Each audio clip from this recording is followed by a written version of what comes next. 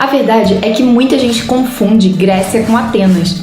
E várias das coisas que as pessoas acham que existiam na Grécia Antiga não existiam em nenhuma das outras cidades. E mesmo depois que eles inventaram a democracia, não foi todo mundo que curtiu a ideia. Como assim? Primeiro, você precisa entender que existiam dois principais modelos de polis, o ateniense e o espartano. Claro que, na prática, cada polis seguia o seu próprio jeito, mas esses dois modelos eram os principais que serviram de exemplo. Esparta é a comunidade grega tradicional. Fundada pelos dórios numa região com excelentes terras, ela praticamente não foi afetada pelas diásporas. Tá bom, mano. Eles dominaram lá e ficaram de boa. Mas e daí? E daí que isso tornou ela muito mais oligárquica e conservadora em alguns aspectos. Os dórios tinham uma tradição militar muito forte. Por isso, em Esparta, quem tinha direitos políticos eram os soldados cidadãos, chamados hoplitas. E só quem podia ser hoplita eram os esparciatas, que eram os latifundiários. Abaixo deles tinham os periecos, que eram basicamente os conquistados que se submeteram aos dórios durante a invasão. Eles eram livres, mas não tinham terras, e nunca seriam hoplitas. E os escravos, como sempre, estavam lá, alimentando esse monte de playboy, né não, João? É só que em Esparta, os escravos não eram propriedade pessoal das elites. Eles eram chamados de ilotas e pertenciam à cidade de Esparta. Os esparciatas utilizavam a mão de obra deles conforme precisavam. Apesar de Esparta ter dois reis, um militar e um religioso, no fundo, funcionava mais ou menos como uma oligarquia hereditária. Todo hoplita podia participar da Ápela, que era uma assembleia de menor importância.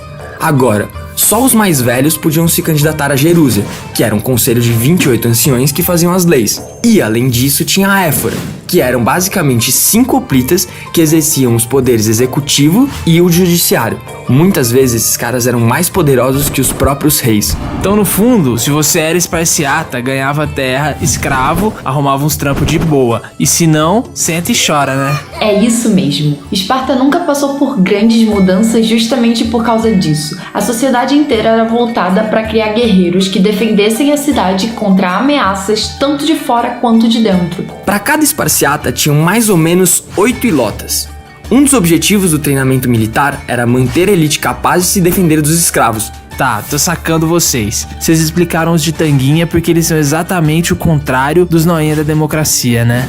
Democratas. Não exatamente, mas eles são bem diferentes e a ideia é comparar mesmo. Em Atenas, a estrutura social era bem mais complexa. Então tá, vou adivinhar. Tinha os latifundiários que mandavam em todo mundo, uns caras sem terra que eram livres e escravo que não acabava mais. E tinha mesmo, só que Atenas era uma cidade perto do litoral, que tinha bastante comércio.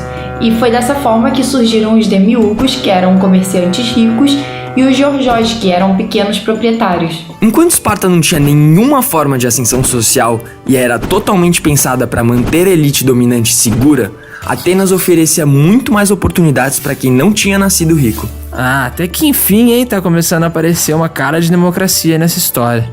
Com essa estrutura menos rígida, Atenas já acabava passando por vários momentos de instabilidade social. O número de tetas era muito grande e diversos deles tinham dificuldade para se sustentar. E os que se endividavam podiam ser forçados à escravidão por causa das leis da cidade. Vixe, imagina se fizessem isso hoje em dia. Com essa instabilidade toda, rolaram uns governos autoritários para manter a paz, e um desses governantes foi um cara chamado Solon.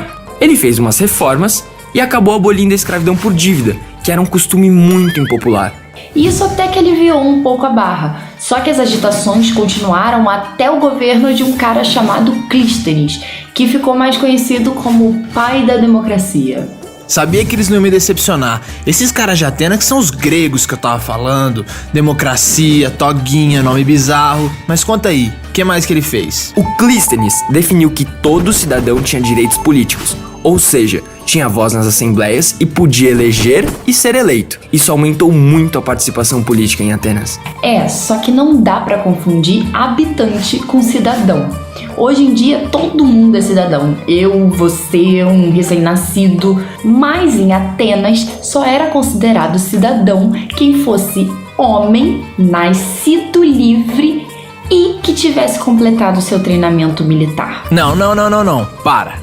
Você tá me dizendo que nenhuma mulher, nenhum escravo, nenhum ex-escravo e ninguém que não era militar era cidadão? Você tá me tirando. Como que se chama isso de democracia? Pra época, era algo bem novo. E a nossa democracia de hoje até pode ser bem mais inclusiva, mas você não aprova as leis, aprova? Você escolhe alguém pra fazer isso pra você. Ou você acha que o último cara que você elegeu tá fazendo exatamente o que você queria? Ixi, nem lembro quem foi, pra falar a verdade. Bom, mas deu pra perceber que Atenas e Esparta não eram exatamente opostas, né? Tá certo. Em Esparta, muito menos gente participava da política, mas nas duas cidades, uma elite que não trabalhava, militarizada e agrária dominavam a população bem maior. Além disso, cidadãos das duas cidades só tinham tempo de se envolver em política porque tinham escravos pra caramba pra fazer o trabalho braçal. Tá aí mais uma coisa que a gente não melhorou muito na nossa democracia, né? Malditos latifundiários. Mano, e o pior de tudo é que quando Atenas e Esparta se enfrentaram, toda a civilização grega que saiu perdendo. Isso facilitou muito a conquista de toda aquela região por um cara chamado Felipe II. Nossa, meça suas batalhas, parça.